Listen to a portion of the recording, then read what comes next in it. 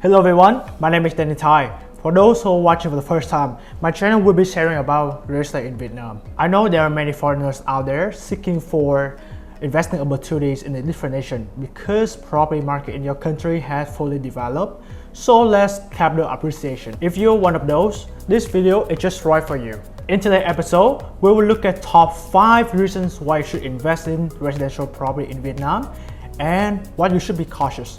Alright, let's go.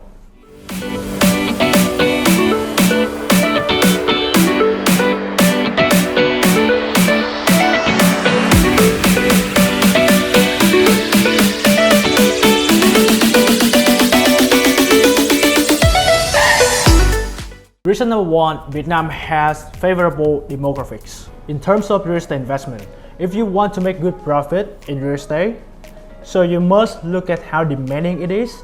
I mean, more population, the more demand for housing. The current population of Vietnam is currently around 100 million as of 1 August 2022, and this forecast to be 104 million by 2023. And the population in Ho Chi Minh itself is almost 10 million with a total area of 2,095 square kilometers. This means the population density in Ho Chi Minh City is 5 people per square meter. Must mention that population growth often comes hand in hand with urbanization and economic development. Big cities will become more and more crowded because rural migrants move there.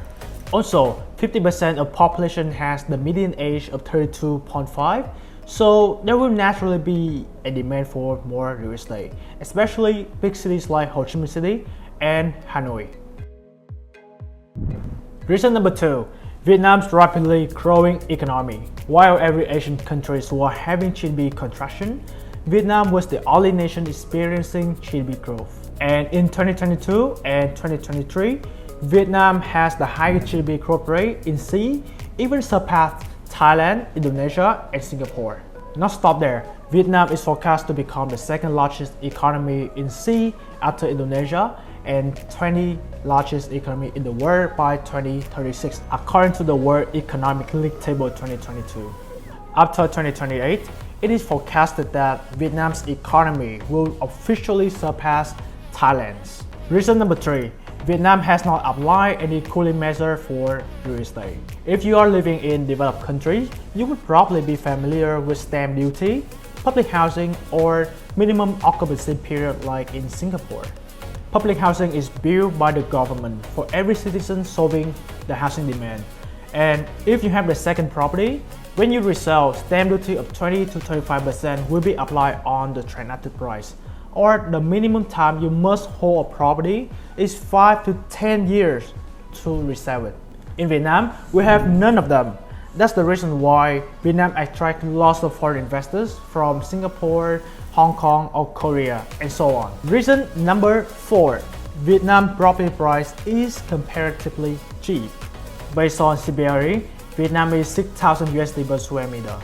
In Thailand, average asking price for high-end future unit is 318,000 baht per square meter, equivalent to 8,800 USD per square meter. Or in Singapore, 1,800 Singaporean dollar per square feet, equivalent to 14,500 USD per square meter. Not to mention countries like China, Hong Kong, Taiwan, Korea, and Japan, property price is much more tremendous than Vietnam. Last reason, much infrastructure developments planned.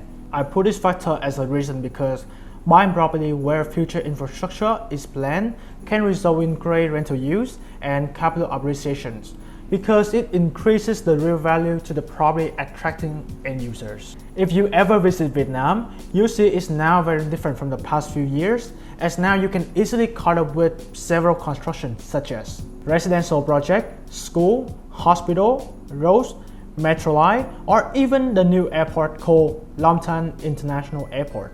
Now, let's move on. What should you be cautious and solution for it? Issue number 1, limitation on property ownership.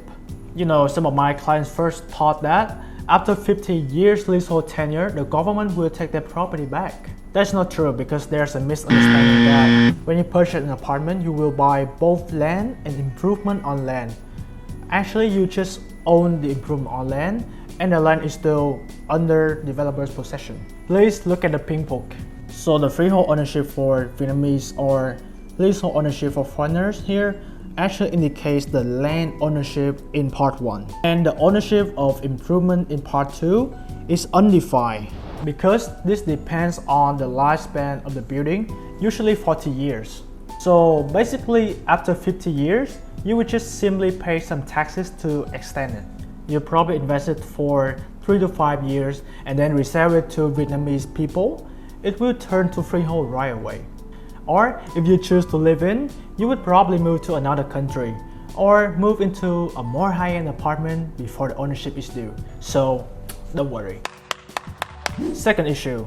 So you might get risk from unreliable developer because the housing law in Vietnam is still quite loose.